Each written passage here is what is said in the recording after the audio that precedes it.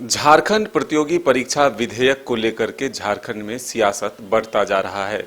दरअसल सत्ता पक्ष जिसे राज्य हित में बता रही है, वहीं बीजेपी इसे काला कानून बता रही है। इस वक्त हमारे साथ मौजूद हैं बातचीत के लिए प्रतुल सहदेव जी। प्रतुल जी, सरकार और सरकार के जो दल के समर्थक लोग हैं वो ये कह रहे हैं कि राज्य हित में जो भी विधेयक, जो भी कानून ये सरकार बनाती है उसको लेकर के आप लोग राजभवन पहुंच जाते हैं, तो आप लोग राज्य हित में नहीं, राज्य के विरोध में हैं। देखिए, जब भी ये सरकार कोई गलत कानून लेकर आएगी, यहाँ के विद्यार्थियों को फंसाने की कोशिश करेगी, पत्रकारों के खिलाफ कुठाराघात करेगी, तो हम राजभवन क्या जरूरत पड़ेगी तो राष्ट्रपति भवन तक जाएंगे। और ये सरकार जिसे कह रही है कि ये छात्र हित में लाया गया है, परीक्षार्थी के हित में लाया गया, ये झूठ बोल रहे हैं। ये झूठ इस तरीके से बोल रहे हैं कि ये सच में काला कानून है।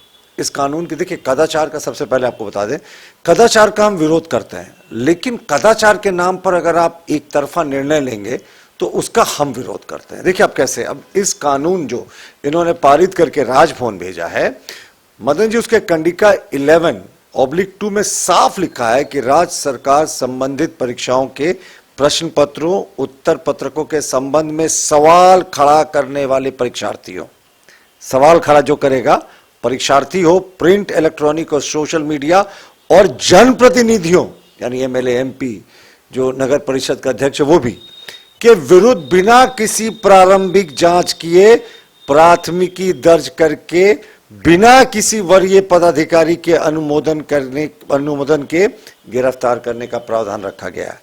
मतलब समझे, यानी कोई परीक्षा प्रश्न के पैटर्न पर या किसी चीज पर सवाल उठाता है तो अब वो परीक्षार्थी के खिलाफ ना तो या कोई प्रिंट मीडिया का हो, आपके ऊपर भी मदन जी संभल के पत्रकारिता कीजिएगा। अगला प्रश्न उठाएंगे किसी परीक्षा के ऊपर तो सरकार को ये पावर है कि ना सिर्फ अभ्यर्थी, ना सिर्फ एमपी, ना सिर्फ एमएलए, बल्कि पत्रकारों को भी जेल भेज देगी बिना किसी इन्वेस्टिगेशन के, बिना किसी एफआईआर के, बिना किसी सुपीरियर अफसर के परमिशन के। तो ये काला कानून है कि नहीं है? और देखिए ये क्यों महत्वपूर्ण होता है, आपको याद होगा जेपीएससी में सबसे पहले मीडिया ने इस बात को उठाया था कि मुख्यमंत्री के बरहेट के कॉन्स्टिट्यूएंसी में सीरियल वाइज 18 छात्र पास हुए थे, लोहरदगा से भी 17-18 छात्र सीरियल वाइज पास हुए थे पीटी में। तो उस समय प्रश्न उठा था कि भाई ये सीरियल वाइज कैसे पास कर रहे हैं। जेपीएससी ने क्या उत्तर दिया था, याद है आपको? मतलब अंधेर नगरी चौपट राजा इसी को कहते हैं। जेपीएससी ने कहा कि सबके जो उत्तर पुस्तिका है गायब हो गए हैं, इसलिए सबको पास कर दिया। अब सोच रहे हैं किसी का आंसर शीट नहीं मिल रहा है तो टकेसर खाजा टकेसर भाजा सबको पास कर दिया। और उसके बाद जब हंगामा हुआ तो इस बार सबको फेल कर दिया और कहा किसी की उत्तर पुस्तिका नहीं मिल रही तो सबको फेल कर दिया।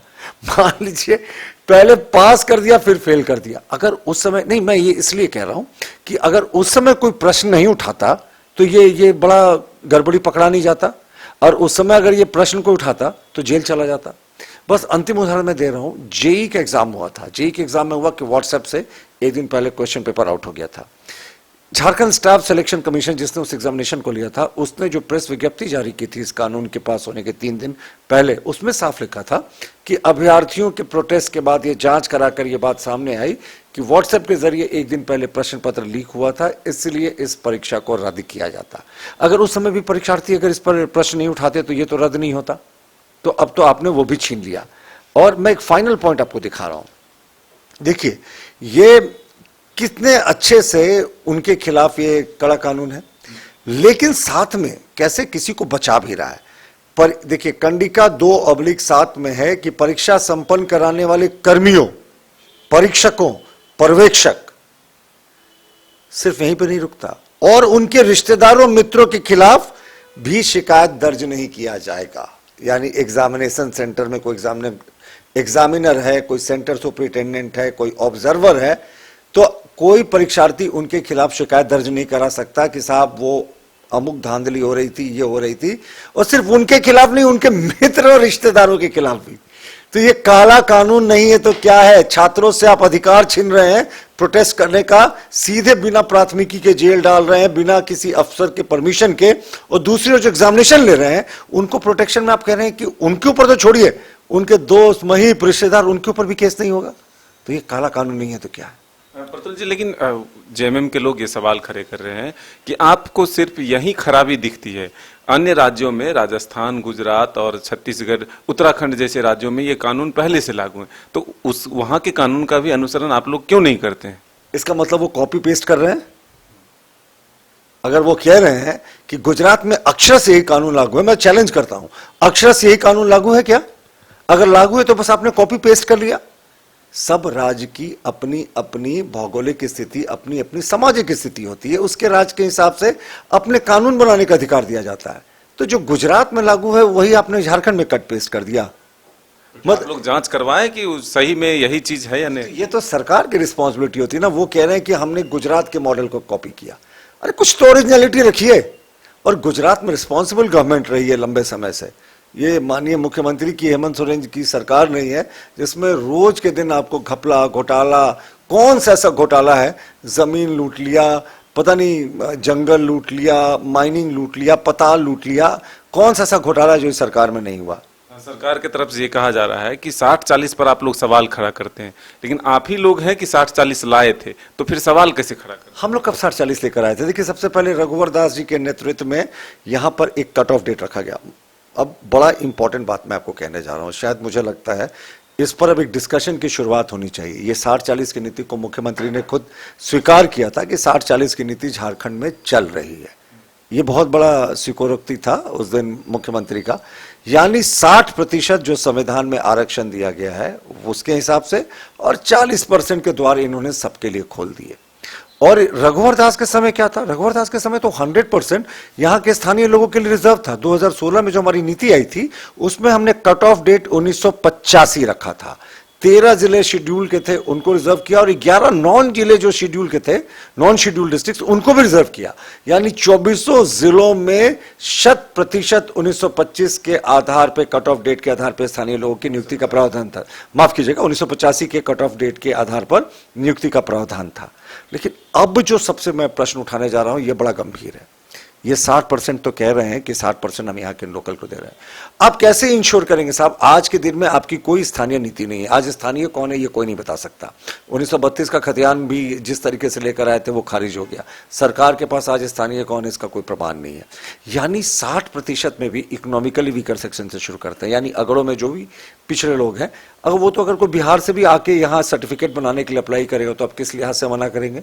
क्योंकि वो तो कहेगा आपकी तो स्थानीय नीति नहीं है, आपके स्थानीय नीति के अनुसार हम भी यहाँ के स्थानीय हैं।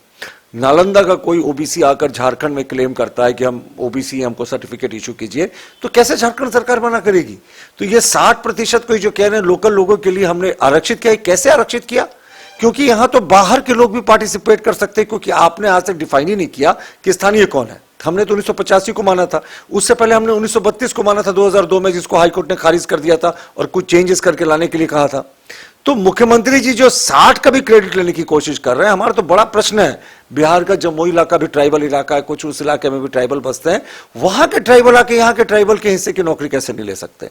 जबकि आपके यहाँ स्थानीय कौन है ये डिफाइंड ही नहीं है। वो तो कह रहे हैं कि हम 1932 लाएंगे, इंतजार करिए आप लोग। 3.25 साल हो गए इंतजार करते करते, हुजूर बड़ी देर कर दी आपने आते आते। और जितनी सारी नौकरियां होंगी सब तो 60-40 के आधार पे कह रहे हैं। हम तो बोलते हैं 100% इन्होंने नौकरियों के द्वार सबके लिए खोल दिए। 60-40 कहाँ रहा? ये 60 को भी तो मैंने एक्सप्लेन कर दिया कि आज तो स्थानीय कौन है ये कट ऑफ डिफाइंड ही नहीं है, तो ये 60% में भी तो बाहर ही आकर कब्जा कर लेंगे। राजभवन पे आरोप लगता है कि विधेयक ही वापस नहीं होता है, तो फिर हम कैसे लाएं, सदन में चर्चा कैसे करें? और वो इनको इंग्लिश हिंदी ट्रांसलेशन करने वाले ऐसे इनके यहाँ जो इतने सीनियर आई अफसर्स हैं, इनके इंग्लिश और हिंदी के ट्रांसलेशन में डिफरेंस हो जाता है।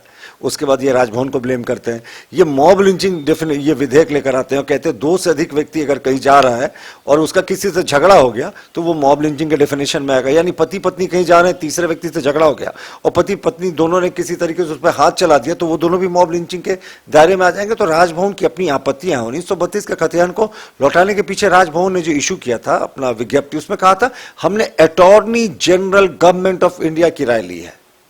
तो जब तक आप संविधान सम्मत काम नहीं करेंगे और नीतिगत काम जो नीति के हिसाब से वो नहीं करेंगे, तब तक कैसे होगा? ये आदिवासी मूलवासियों को ठगने वाले लोगों की सरकार। भरोसा नहीं है 1932 आएगा। हम चाहते हैं मुख्यमंत्री जी 1932 लाएं। हम 1932 के खतियान के साथ शुरू से खड़े हैं। जिस समय बाबूलाल मरांडी जी लाए थे वो भाजपा की ही सरकार थी। आज भी मुख्यमंत्री ला रहे हैं तो हमारे विधायकों ने जो विधानसभा था उसमें समर्थन किया था, लेकिन कहा था जिस चीज को आप एक सरकारी संकल्प से जारी कर सकते हैं। देखिए मदन जी, ये पेपर है ना, मुख्यमंत्री जी चाहेंगे तो कहेंगे कि 1932 का रहने वाला हर व्यक्ति आज से यहाँ का स्थानीय है, बस यही इसका क्राइटेरिया है, साइन कर देंगे लागू। लेकिन इसके लिए इतना नौटंकी करने की क्या जरूरत है? जो चीज को वो एक संकल्प से, एक सिग्नेचर से लागू कर सकते थे, उसको विधानसभा 9वीं अनुसूची इतना ड्रामेबाजी करने की जरूरत क्या? जाहिर तौर पर मुख्यमंत्री जी नहीं चाहते कि यहाँ के मूलवासी आदिवासियों का विकास हो।